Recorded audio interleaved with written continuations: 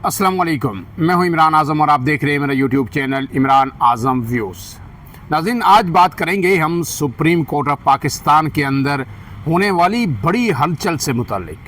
तवील अरसे बाद जो है सुप्रीम कोर्ट के जजेज़ ने एक मरतबा फिर अंगड़ाई ली है और वो जो हाइब्रिड निज़ाम था, जो 26वीं आइनी तरमीम के बाद तमाम जजेज़ जो है चुप साध कर बैठ गए थे। हर कोई जो है अपना आप बचाने की कोशिशों में था और बाज़ तो ऐसे थे जो अपना जो सीवी है, अपना प्रोफाइल जो है, जो इस वक्त जो रिक्वायरमेंट है या दर्ज क्राइटेरिया है जिसके मुताबिक आपको हाई कोर्ट या सुप्रीम कोर्ट का चीफ जस्टिस बनाया जा सकता था, उस मुताबिक वो अपडेट करना या अपनी सीवी को उस तरह डालना शुरू हो गया था।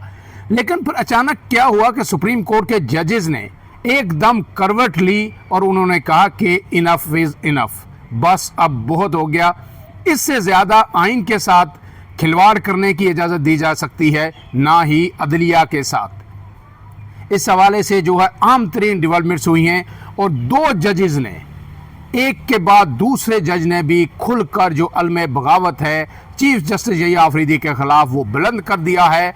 और जो उन्होंने कहा है उस पर अगर आप गौर करें तो ऐसा लगता है कि आने वाले दिनों में सुप्रीम कोर्ट ऑफ पाकिस्तान के अंदर एक बड़ी महाज आराई सामने आ सकती है और हो सकता है जस्टिस यहिया आफरीदी के लिए मज़ीद जो है चलना मुश्किल हो जाए। मैं सब पर रोशनी डालूंगा, लेकिन उससे पहले आपसे गुजारिश, अगर आप मेरे चैनल पर नए हैं तो इमरान आज़म व्यूज़ को सब्सक्राइब कीजिए और बेल का निशान ज़रूर दबाइए ताकि आपको वीडियोज़ बर वक्त मिलती रहें। तो जनाब, अब आते हैं उस डेवलपमेंट पे। पहली डेवलपमेंट तो आपने देखी कि 2 रोज़ पहले कराची बार के अंदर एक तकरीब हुई जो आइन की जो पासदारी है उस हवाले से और जो है कानून की जो हुक्मरानी है उस हवाले से कराची बार ने एक तकरीब का इनेकाद किया और उसमें जो जस्टिस अतर मिनल्ला जो सुप्रीम कोर्ट ऑफ पाकिस्तान के सीनियर जज हैं उनको बासित मेहमान खुसूसी मदऊ किया गया।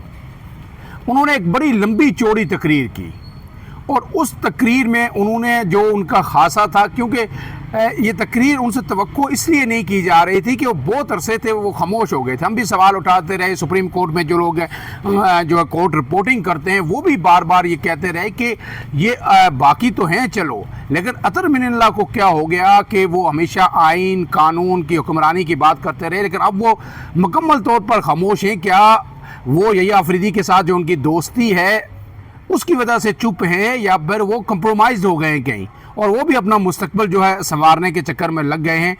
तो फिर आज जब जस्टिस जो है अतर मिनल्ला बोले हैं तो वो खूब बोले हैं और उन्होंने जो इसको कहते हैं ना कि जो है वो हर हद जो है पार कर दी है। शायद उनके सब्र का पैमाना जो है अब लबरेज हो गया था।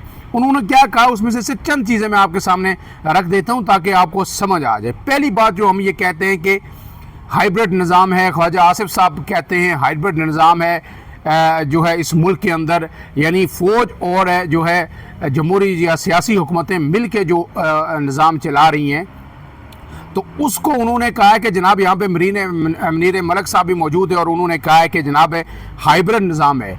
तो उन्होंने कहा कि हाइब्रिड निज़ाम कोई नहीं होता, अगर जमहूरियत नहीं है और उसके अलावा कोई निज़ाम है तो इसका मतलब ये है कि वो आमरीत है। गोया उन्होंने ये कहा कि इस वक्त मुल्क के अंदर आमरीत चल रही है। उन्होंने कहा कि मुनीर मलिक ने कहा कि हाइब्रिड निज़ाम है, इसका मतलब है कि आमरीत है, आइनी गवर्नेंस नहीं, आगे बढ़ने के लिए आइन पर अमल दरामद करना होगा। इसके बाद जो उन्होंने कहा है कि जो तबाही हमारे हाथों हुई हमें तस्लीम करना चाहिए, हम जजेस अदलिया वो किरदार अदा नहीं कर सके। अगर हम ये कहते हैं कि सब कुछ ठीक है तो फिर हम सब अपने आप को और सबको धोखा दे रहे हैं। 77 साल अदलिया की तारीख मेरे लिए कोई काबिल फ़ख्र नहीं है। इसके बाद अतर मिनल्ला ने कहा कि बतौर जज हल्फ के अल्फाज को पढ़े तो किसी वादे की ज़रूरत नहीं, हल्फ में लिखा है कि बगैर किसी खौफ के फ़ैसले करने हैं, सबसे बढ़कर आइन का दिफा करना है। गोया ये वो कबूल कर रहे हैं कि ना जो सुप्रीम कोर्ट के जजेज़ ने उन्होंने बेखौफ होकर फ़ैसले किए, ना उन्होंने आइन और कानून पे अमल दरामद किया। और ये भी उन्होंने कहा कि इस मुल्क के अंदर एक आमरीत है। अब जब सुप्रीम कोर्ट का एक सीनियर जज कह रहा है कि इस मुल्क के अंदर आमरीत है तो फिर ये बात इतने जल्दी हज़म नहीं होगी और ना इतनी जल्दी ये दब जाएगी। अब ये आवाज़ हर सतह पर गूंजेगी। اس کے بعد انہوں نے کہا کہ جب آئین کا ڈرافٹ بنایا گیا تو سول اور ملٹری بیوروکریسی نے حکومت پر قبضہ کر لیا. آئینی حکمرانی کا مطلب یہ ہے کہ تمام ادارے آئین کے مطابق چلیں. انہوں نے کہا کہ ایک شک یہ ہے آئین کے اندر کہ کوئی ادارہ پولیٹیکل انجینئرنگ نہ کرے. جو عوامی نمائندے ہوں وہ صاف شفاف طریقے سے منتخب ہو کر آئیں. لیکن آج تک یہ صرف ہمارا خواب ہے. گویا اسٹیبلشمنٹ پہ مقتدر قوتوں کو ایک مرتبہ پھر وہ چارج شیٹ کر رہے ہیں کہ جناب آپ آئین پہ عمل درآمد نہیں کر رہے, آپ سیاست کے اندر مداخلت کر رہے ہیں, حکومتیں بناتے ہیں گراتے ہیں, آپ پولیٹیکل انجینئرنگ کر رہے ہیں. اس کے آگے بھی انہوں نے طویل جو ہے گفتگو کی, لیکن انہوں نے ایک بات کہی کہ ہم نے جو ہمارے وکلا نے جانیں دی وکلا تحریک میں, وہ ان کی جانیں ہم سب پر قرض ہے, لیکن ہم جو ہے وہ قرض بھی نہیں اتار سکے. ہمیں تسلیم کرنے سے کبھی نہیں گھبرانا چاہیے کہ اس وقت آئین و قانون کی بالادستی نہیں ہے. اس کے بعد جناب کل ایک ڈیولپمنٹ سامنے آئی, وہ یہ کہ جسٹس منصور علی شاہ, آپ کو پتہ ہے چیف جسٹس نہیں بنے, حالانکہ وہ سینئر ترین جج تھے, لیکن 26ویں آئین ترمیم کے بعد یا آفریدی صاحب بن گئے, لیکن وہ اس وقت سپریم کورٹ کے سینئر ترین جج ہیں, سینئر ترین جس کو کہتے ہیں پیونی جج. اب انہوں نے ایک خط لکھا ہے یہ چیف جسٹس جو ہے یا آفریدی صاحب کو. خط تو لمبا چوڑا ہے, 7 صفحہ پر مشتمل ہے, لیکن اس میں 6 سوال انہوں نے اٹھائے ہیں. وہ سوال میں آپ کے سامنے رکھ دیتا ہوں, تو آپ اس کے بعد آپ کو یہ اندازہ ہو جائے گا کہ اطہر من اللہ, جسٹس منصور علی شاہ جب یہ اس قدر ووکل ہو گئے ہیں تو پھر آنے والے دنوں میں, کوئی ہفتوں میں نہیں دنوں میں, اور بھی جج بولیں گے.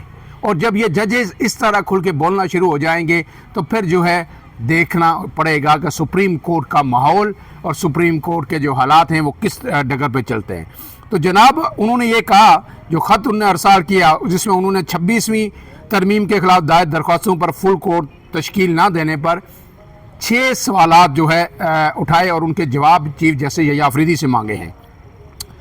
اب اس میں جو 7 سوالات پر یہ مشتمل یہ خط ہے, لیکن انہوں نے جو سوالات مانگے ہیں ان میں جواب, اس میں پہلا جو سوال ہے وہ یہ ہے کہ جناب جج صاحب یہ بتائیے کہ پریکٹس اینڈ پروسیجر کمیٹی کا اجلاس کیوں نہیں بلایا گیا. دوسرا سوال, سپریم کورٹ رولز کے مطابق رولز کی جو منظوری ہے فل کورٹ کے بجائے سرکولیشن کے ذریعے کیوں کی گئی. اور تیسرا سوال ہے اختلافی نوٹ کو جاری کرنے سے متعلق پالیسی میں تبدیلی کے لیے انفرادی طور پر مشاورت کیوں کی گئی. اور چوتھا سوال ہے کہ ججز کی چھٹیوں پر جنرل آرڈر کیوں جاری کیا گیا. پانچواں سوال ہے 26ویں آئینی ترمیم کے خلاف درخواستوں پر اوریجنل فل کورٹ کیوں تشکیل نہیں دیا گیا. اور چھٹا سوال ہے کہ ججز کو خود مختاری دینے کے بجائے آپ انہیں کنٹرول فورس کے طور پر پروان چڑھا رہے ہیں. اور یہ بھی تحریر کی کہا ہے جناب منصور علی شاہ نے کہ مجھے امید ہے کہ نئے عدالتی سال کی تقریب میں آپ ان سوالات کا جواب دیں گے. اب یہ جو ہے آپ کو پتہ ہے کہ جو 8 ستمبر کو جوڈیشل کانفرنس میں جو ہے انہوں نے کہا ہے کہ ہو رہی ہے, تو اس میں آپ یہ عوامی سطح پر جو میں نے سوال آپ سے اٹھائے ہیں تو آپ ان کے جواب دیں گے. میں نے پہلے بھی آپ کو کئی خط لکھے, لیکن آپ نے نہ زبانی ان کا جواب دیا نہ انہیں جو ہے تحریری طور پر جواب دیا. تو میں سینئر پیونی جج ہوں اور میرے جو سوالات ہیں یہ ذاتی نوعیت کے نہیں ہیں, یہ اس ملک کی عدلیہ کے لیے, اس ملک کی عدلیہ کے وقار کے لیے ان کا جواب آنا بہت ضروری ہے. اب یہ صورتحال سپریم کورٹ کے ججز جس طرح چارج شیٹ پیش کر رہے ہیں اس وقت دنیا کہہ رہی تھی, رپورٹرز کہہ رہے تھے, لیکن جو ہے کچھ لوگ کہہ رہے تھے کہ نہیں جناب یہ جو ہو رہا ہے بڑا صحیح ہو رہا ہے, اس سے پہلے بھی یہی ہو رہا تھا, عمران خان کے دور میں بھی یہی ہو رہا تھا, فلاں جج نے یہ کیا, چیف جسٹس نے یہ کیا, اس وقت کوئی نہیں بولا. لیکن اب یہ ایک اور آپ کو بتاؤں کہ ایک جو رول آف لا انڈیکس ہے اس کی بھی ایک رپورٹ سامنے آ گئی ہے, اور اس میں پاکستان کی جو عدلیہ ہے اس میں جو 142 ممالک میں سے 129ویں نمبر پہ ہے. صرف یعنی جو 13 ممالک ہیں جو عدالتی کارکردگی میں یا جہاں پہ رول آف لا نہیں ہے وہ پاکستان سے پیچھے ہیں. 142 میں 129واں نمبر پاکستان کا ہے. اور پاکستان میں اس وقت جو پینڈنگ کیسز ہیں, زیر التوا کیسز ہیں, ان کی تعداد 23.5 لاکھ ہے, 23 لاکھ سے زیادہ ہو چکی ہے یہ جناب. اور اس میں جو تقریباً 4.5 لاکھ کیسز جو ہیں وہ صرف ہائی کورٹس اور سپریم کورٹس میں ہیں, جبکہ 19 لاکھ کے قریب جو کیسز ہیں 19,55,758 مقدمات ضلعی عدالتوں میں ہیں, اور 23 لاکھ سے زائد مقدمات جو ہے ہائی کورٹ جو ٹوٹل عدالتوں میں ہیں. اب اس میں یعنی 17% یعنی 4,06,377 مقدمات جو اعلیٰ عدالتوں کے اندر موجود ہیں. اب یہ دیکھیں کہ عدالت کا جب معیار یہ ہوگا، کیسز کے فیصلوں کی بات جب آتی ہے تو آپ کے اگر 4.5 لاکھ کے قریب کیسز سپریم کورٹ اور ہائی کورٹ میں فیصلے نہیں ہو رہے اور آپ پورا دن جو ہے یہ آئینی معاملات میں الجھے رہیں گے اور جو فیصلے آپ سے ڈیمانڈ کیے جائیں آپ وہ دیتے رہیں گے، تو پھر یہ عدلیہ 129واں نمبر ہے نا، یہ اس پہ بھی نہیں ہونی چاہیے، یہ 140 کے قریب ہونی چاہیے، 1-2 ممالک کی اس سے نیچے ہونی چاہیے۔ اب اس سب کے باوجود جو آخری بات ہے کہ اس وقت آپ کے خیال میں جو سپریم کورٹ کے چیف جسٹس ہیں ان کی پینشن کتنی ہوگی؟ تنخواہیں تو چھوڑیں، ان کی جناب اس وقت پینشن 2024 میں جو ہے 23,90,000 ہے، اور یہ میں نہیں کہہ رہا، وزارت قانون نے قومی اسمبلی میں ایک جواب جمع کروایا تھا، 23,90,000 پینشن ہے چیف جسٹس کی سپریم کورٹ کی، اور یہ پینشن جو ہے 2023 میں کتنی تھی؟ 16,57,000، تو 16 لاکھ سے جمپ کر کے ایک دم یہ تقریباً 24 لاکھ پہنچ گئی ہے 2024 میں۔